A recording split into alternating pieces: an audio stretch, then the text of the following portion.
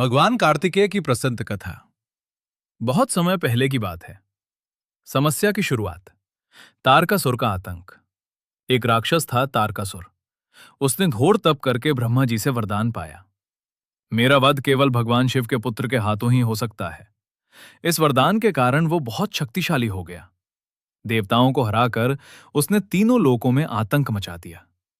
देवता परेशान होकर भगवान शिव के पास गए, लेकिन उस समय शिवजी गहरी तपस्या में लीन थे।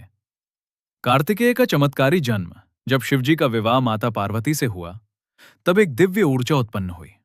ये ऊर्जा इतनी तेज थी कि उसे कोई संभाल नहीं पा रहा था। तब अग्निदेव ने उस तेज को धारण किया, फिर गंगा जी ने उसे अपने जल में प्रवाहित किया। अंत में वो तेज 6 कृतिकाओं देवियों के पास पहुंचा। इन 6 कृतिकाओं ने उस दिव्य ऊर्जा को पाला पोसा और वहां से एक तेजस्वी बालक प्रकट हुआ। यही बालक आगे चलकर कार्तिकेय कहलाए। उनके 6 मुख इसी कारण माने जाते हैं। बचपन से ही असाधारण। कार्तिकेय बचपन से ही बहुत बुद्धिमान, अत्यंत शक्तिशाली, युद्ध कला में निपुण। देवताओं ने उन्हें अपनी सेना का सेनापति बना दिया। उनके हाथ में एक दिव्य भाला था, जो अज्ञान और बुराई को नष्ट करने का प्रतीक है। तारकासुर से महायुद्ध जब कार्तिकेय युवा हुए, तब उन्होंने तारकासुर को चुनौती दी। युद्ध बहुत भयंकर था। आसमान में बिजली चमक रही थी, धरती कांप रही थी। देवता और असुर दोनों देख रहे थे। तारकासुर बहुत शक्तिशाली था, लेकिन कार्तिकेय ने अपने साहस और बुद्धि से उसे परास्त कर दिया।